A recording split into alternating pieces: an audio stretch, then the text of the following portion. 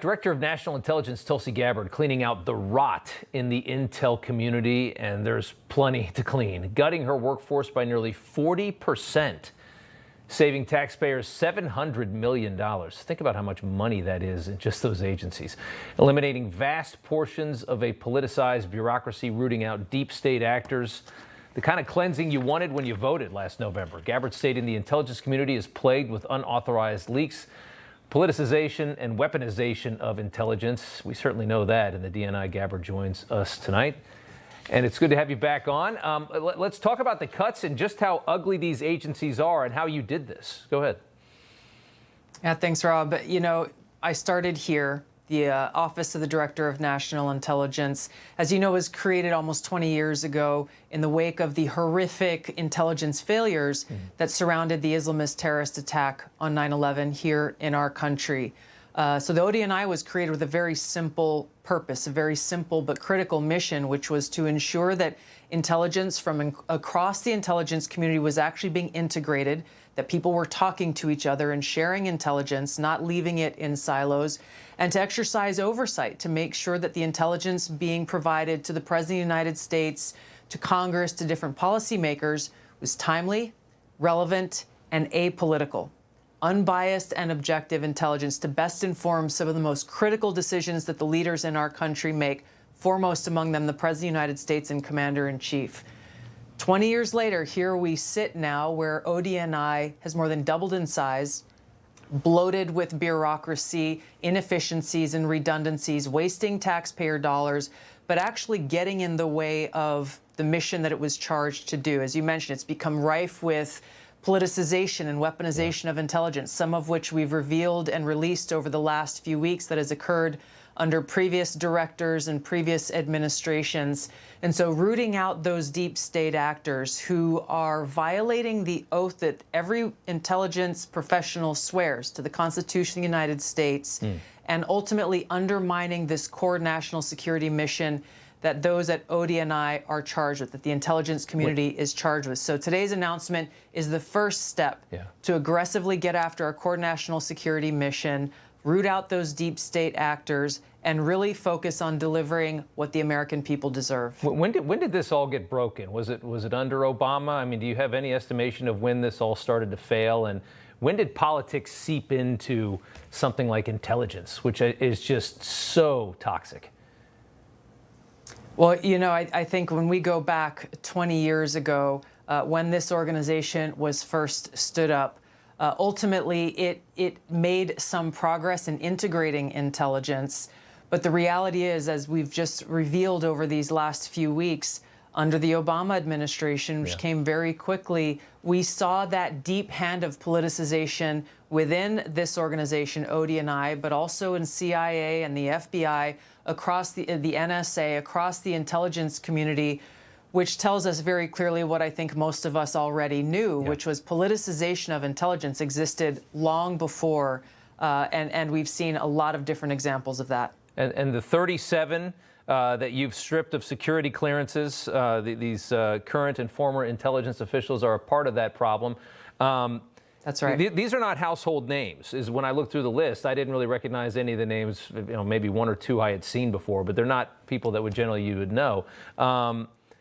Who exactly are they, and what did they do to earn that, to earn the stripping of that clearance?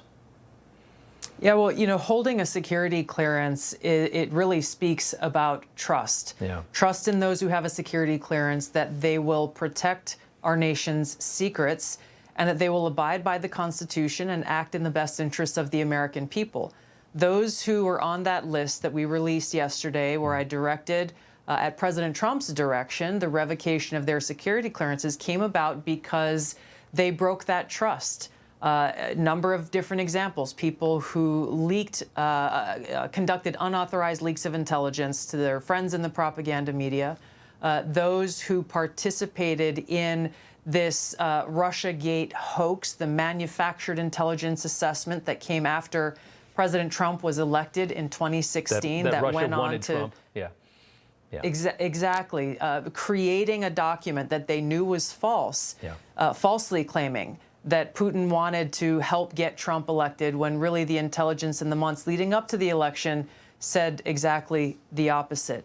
So bottom line is, these individuals, and there are more, unfortunately chose to put their own self-interest, their own personal ambition, their own political interests ahead of the oath that they took to the Constitution and taking action to serve the best interests of the American people. Yeah.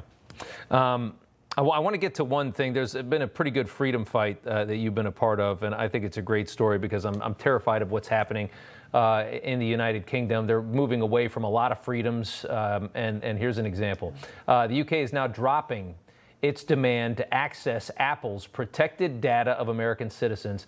Yourself and the Vice President, J.D. Vance, fought this. They wanted Apple to create a way for their government, the UK government, to retrieve content of any user worldwide uploaded to its cloud service. Again, this is another way to get eyes on everybody, which is exactly what governments want to do, and it's one of the biggest threats, I think, to our personal freedoms. But talk about that.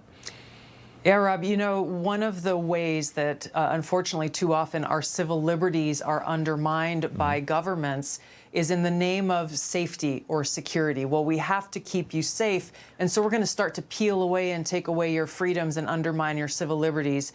And this is one example of that. I got notice of this shortly after taking on this position as Director of National Intelligence, and was deeply disturbed by this demand that was being made of Apple, an American company, to create this backdoor for the UK government to gain access to end-to-end encrypted personal information that you or I or others upload into Apple's cloud without any permission from the user who owns that information, and doing all of this in the name of safety and security. So this was an issue I informed President Trump about immediately, as well as the Vice President. I know they both raised this with Prime Minister Starmer during his visit to Washington, D.C. It's one that I continue to work with and engage on with our partners in the UK, and thankfully they came to the right conclusion, which was to drop this demand of Apple, ensuring, therefore, at least in this example, that our privacy and our civil liberties is protected when we have our own private information in the cloud. The UK and no other government at this point is able to build in this backdoor to be able to access it. That's great. Yeah, that's important stuff. Now we just have to get them to come back to free speech. Watching people get arrested for offending people in the UK. We have to stay vigilant. Yeah, it's really scary. Hopefully the president can lean on Keir Starmer a little bit more on that one, because those videos are terrifying. Seeing people just they said something offensive and they get arrested. Like, what world are we in? Online. They put up a post on social media and people are getting arrested. And they seem oblivious to what that can lead to. The DNI, Tulsi Gabbard, thank you so much. Good to see you. Great to see you. You know, everybody's reporting the same stories, the same spin. You turn the channel, it's always the same. But not us. We're different. We report the real news. No spin, just the facts. Turn to us, and you won't turn back. Tune in to Rob Schmitt tonight on Newsmax.